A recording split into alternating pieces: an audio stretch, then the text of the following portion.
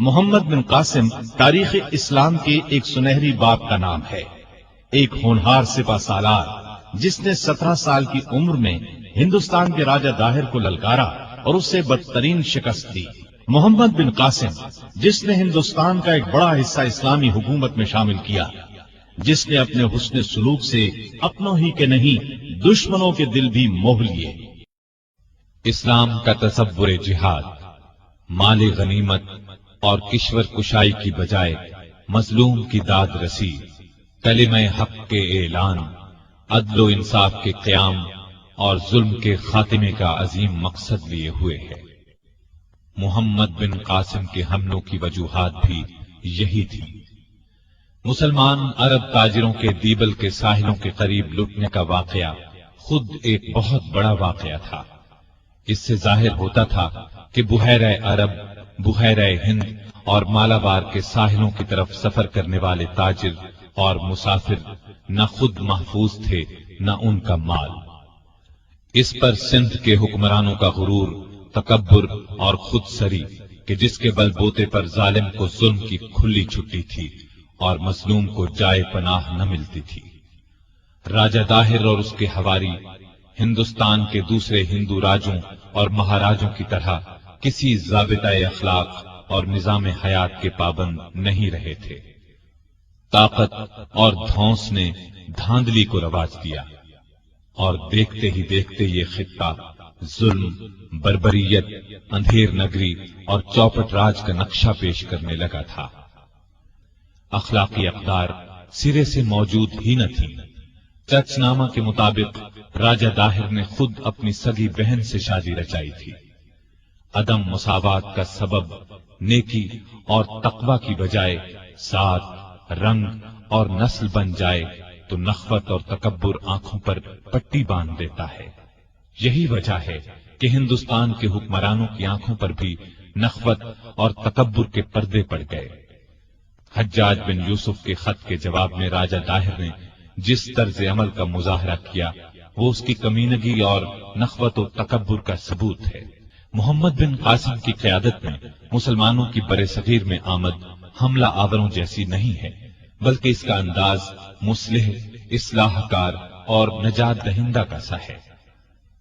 مسلمانوں نے اسلام کے سنہری اور تابد بے مثال اصولوں کو ہمیشہ مقدم رکھا، سفر میں بھی، حضر میں بھی، عام سماجی میل جول میں بھی اور جنگ، جدال اور جہاد میں بھی۔ محمد بن قاسم کی فوج نے دیبل سے ملتان تک عظیم الشان فتوحات کی اور اصول پسندی کا دامن ہمیشہ تھامے رکھا۔ بچوں، بوڑھوں اور خواتین کو تحفظ دیا، صرف مقابلے میں نکلنے والے مردوں سے جنگ کی، ہتھیار ڈالنے والے کو امان دی، اطاعت کرنے والے کو سماجی رتبہ دیا، املاک اور جائیدادوں کو نقصان نہیں پہنچایا، جانوروں، فصلوں اور درختوں تک کا خیال رکھا۔ پہلے ہدایت اور صلح جوئی کا پیغام بھیجا، صرف سرکشی اور بغاوت کا جواب آنے پر کارروائی کی اور اس میں بھی حد سے تجاوز نہیں کیا۔ مفتوحین کو ان کے مذہب اور ملت پر آزادانہ قائم رہنے کی رعایت دی، مسلمان ہونے والوں کو بھائی بنایا اور غیر مسلموں کے انسانی وقار کا خیال رکھا۔ طاقت، قوت اور زور بازو کا مظاہرہ کرنے کی بجائے رحم، حلم اور رواداری کو فروغ دیا۔ ہندو رعایا اپنے سماجی نظام سے بددل ہو چکی تھی۔ ظلم کی چکی میں پسنے والے محکوم کسی نجات دہندہ کی راہ تک رہے تھے، اور جب محمد بن قاسم ان کی امیدوں اور تمناؤں کا عملی اظہار بن کر ہندوستان میں آیا تو انہوں نے نہ صرف اسے خوش آمدید کہا بلکہ اپنے ظالم حکمرانوں کے مقابلے میں اس کی مدد، حمایت اور نصرت کی، جس کا نتیجہ یہ نکلا کہ مقامی آبادی کے تعاون سے محمد بن قاسم فتوحات پر فتوحات کرتا ہوا دیبل، سیسم، سیوستان اور ملتان تک چلا گیا۔ اس نے مقامی آبادی کی عزت و تکریم کو تحفظ دیا، املاک، جان اور مال کو تحفظ دیا، ان کے دین، مذہب اور عقائد کو ان کی مرضی پر چھوڑ دیا، رواداری کا عملی مظاہرہ پیش کیا، ان کے معبدوں، عبادت گاہوں اور مندروں کو نقصان نہیں پہنچایا۔ یہ وہ اقدامات تھے جن کی وجہ سے ہندو رعایا اس کی گرویدہ ہو گئی۔ وہ محمد بن قاسم کے اخلاق و کردار سے متاثر ہو کر مسلمان ہونا شروع ہو گئے۔ انہیں اس نئے دین میں اپنے لیے عزت اور احترام محسوس ہوا۔ سلیمان کا دور، یہ اس میں ولید بن عبد الملک کے زمانے میں یہ محمد بن قاسم آئے، یہ ہے 712 عیسوی۔ اس کے بعد دور بنو امیہ، اس کے دوران میں محمد بن قاسم آئے۔ تو یہ محرومی ہے اس فرد قدیم پاک و ہند کی کہ ان دونوں بہترین ادوار سے، بلکہ تینوں ادوار، کیونکہ ان دونوں ادوار میں وہ خیر امتی قرنی وہ بھی گزر چکا، ثم الذین یلونہم وہ بھی گزر چکا، ثم الذین یلونہم وہ بھی گزر چکا، یعنی دور صحابہ اور دور تابعین بھی گزر چکا، اس کے بعد اسلام آیا۔ لیکن ہوا یہ ہے کہ سلیمان نے ان کو واپس بلایا اور شہید کر دیا۔ سلیمان بن عبد الملک،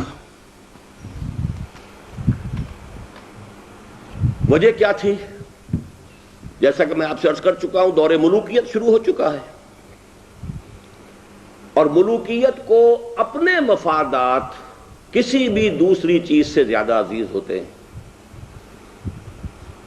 جیسے ضیاء الحق صاحب کو اپنا اقتدار ہر شے سے عزیز تر تھا، اسلام جتنا ہو جائے اس کے ساتھ ہو جائے، اچھا ہے، بہت اچھا، لیکن پرائرٹی نمبر 1 اپنی حکومت۔